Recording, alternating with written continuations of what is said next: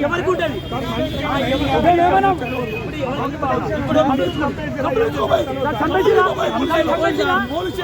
సంవత్సరం నుండి ఇక్కడ జరుగుతుంది ఇంతకుముందు రాన్నారు కదా సార్, ఇప్పుడు మిగతాలంటారు. మేము ఆరోగ్యం చెప్తలేము, అడుగుతాం సార్. మీరు ఉన్నదే మా హక్కు లేదు.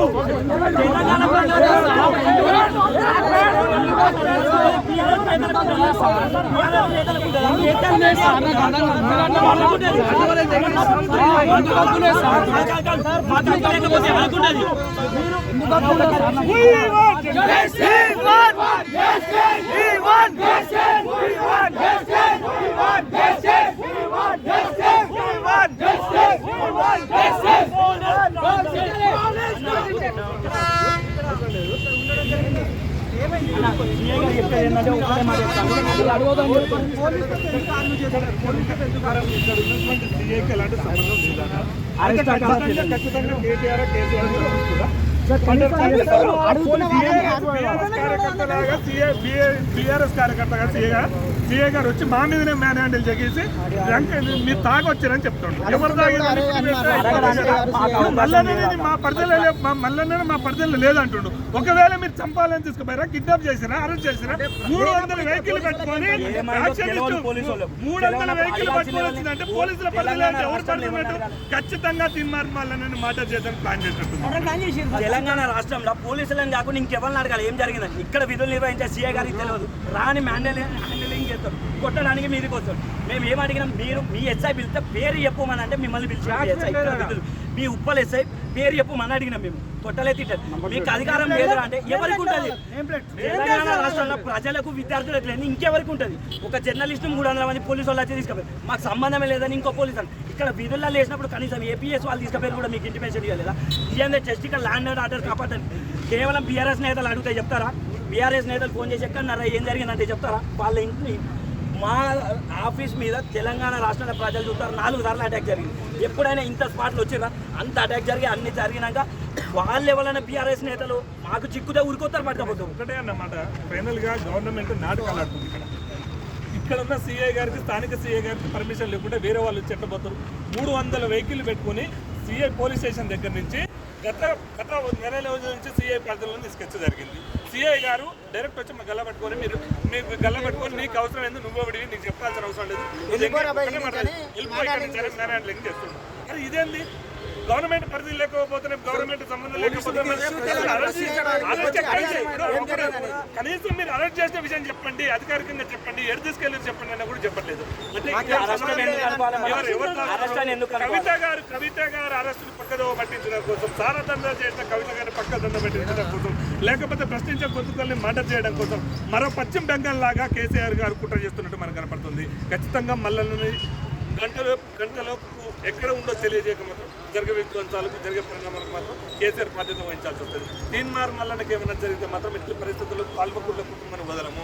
ఇది మంచి పద్ధతి కాదు. ఒకవేళ అరెస్ట్ చేయాలంటే యాజ్ పర్ 41 CRP నోటీస్ ఇవ్వాలి. నువ్వు వచ్చి ఏ కేసులు అరెస్ట్ చేసుకోబోతున్నావు, ఎందుకు అరెస్ట్ చేసుకోబోతున్నావు తీసుకోపోవచ్చు. కానీ ఏ సంబంధం లేకుండా అరెస్ట్ చేయడానికి ఏ కారణం ఉంది? దొంగలాగా పోలీసులను అది ఇక్కడ ఉండండి, కనీసం నేమ్ ప్లేట్ లేదు, మట్టిలో ఉన్నారు. ఎస్ఐసీఏలు మాస్కులు వేసుకొని మట్టిలో ఉంది. ఇక్కడ ఆందోళన సృష్టించాలని చూస్తున్నారు. వాళ్ళే గొడవ సృష్టించాలని చూస్తున్నారు. ఒక కేటీఆర్ పిఏ లాగా, ఒక కవిత పిఏ లాగా, కేసీఆర్ ఇంట్లో పనిచేసే వాళ్ళలాగా ఇక్కడ ఉన్న సీఐ వ్యవహరిస్తున్నారు. ఇదేం పద్ధతి? నెంబర్ ప్లేట్ ఎందుకు లేదు? నెంబర్ ప్లేట్ లేదు ఎందుకు వచ్చి దాడి చేయ ప్రయత్నం చేస్తుండ్రు. మళ్ళీ ఎక్కడ ఉందో గవర్నమెంట్ చూపెట్టాలి. చాలా దందా చేస్తే కవిత కోసం మళ్ళీ చేస్తే మాత్రం అది మంచి పద్ధతి కాదు. ప్రశ్నించే గొంతుకలు కాపాడుకుందాం. తెలంగాణ ప్రజలారా చేతులు జోడించి ముక్కున్నా మనలాంటి ప్రశ్నించే గొంతుకలు కాపాడుకోవాలి.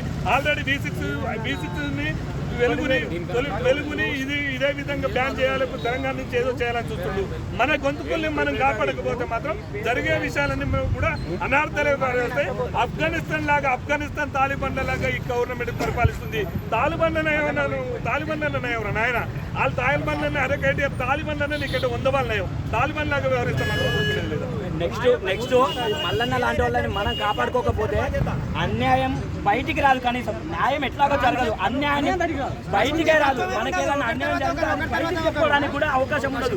మల్లన్న, తొలి వెలుగు, రఘు, V6, వెలుగు ఇట్లాంటి దిశ కొన్ని కనుక మనకు లేకపోతే మనకు అన్యాయం జరిగిందని ఇంతకుముందు సోషల్ మీడియా లేకముందు ఉత్తరాలు రాసుకున్నాక నెలకు తెలిసింది మనిషి వచ్చినట్టు. తెలంగాణ రాష్ట్రం లేదని అన్యాయం జరిగితే నెలకు సంవత్సరానికి తెలుస్తుంది. ఇట్లాంటి వాళ్ళు అనగదొక్కితే 2023లో హ్యాట్రిక్ వీళ్ళు కొడితే కనీసం రిపోర్టర్ అని చెప్పుకోవడానికి కూడా భయపడుతుంది. టీఆర్ఎస్ వ్యక్తి అని చెప్పుకుంటే ఓకే, రిపోర్టర్ అనే వాళ్ళని చెప్తే ఇప్పుడే ఇంత జరుగుతుందంటే హ్యాట్రిక్ అయితే ఇంకా 6 ఏళ్ళ అధికారం ఉంటుంది. మొన్న తొలి వెలుగు రఘు మీద దాడి చేయడం జరిగింది.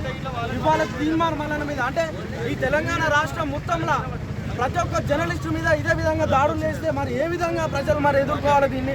మరి తీన్మార్ మల్లన్న ఎక్కడున్నా అని చెప్పి పోలీసు వాళ్ళని అడిగితే మాకు సంబంధం లేదంటారు. మరి పోలీసు వాళ్ళు ఉన్న వ్యవస్థ ఎందుకు? మరి కేవలం ఇక్కడ ఉన్నటువంటి రాష్ట్ర ప్రభుత్వానికి కానీ ఇక్కడ ఉన్నటువంటి కేటీఆర్ కల్వకుంట్ల ప్రభుత్వానికి మాత్రమే వేయడానికి మాత్రమే పనిచేస్తున్నటువంటి ఈ పోలీస్ వ్యవస్థ.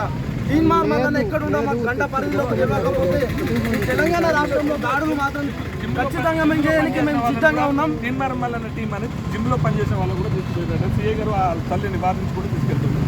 ఇదంతా కేటీఆర్ ఢిల్లీలో కూర్చొని ప్లాన్ చేస్తుండ్రు. కవితని అరెస్ట్ చేస్తారు కాబట్టి కేటీఆర్ హరీష్ రావు ప్లాన్ ఇది. సీఐ మా ముందే కేటీఆర్ ఫోన్ చేస్తే సీఐ మేము చూస్తాం. కేటీఆర్ మా ముందే సీఐతో మాట్లాడి అక్కడ ఏ న్యూసెన్స్ రావద్దు, ఎవడున్నా జైలుకి వేసుకోరు, ఎవడున్నా తీసుకుపోరు అని మా ముందే చెప్పిండు. వాళ్ళ తల్లి కూడా అక్కడ తీసుకుపోయి ఆడమని కూడా అట్లే లాక్కెళ్ళిపోతుంది. ఇది బంగారు తెలంగాణ.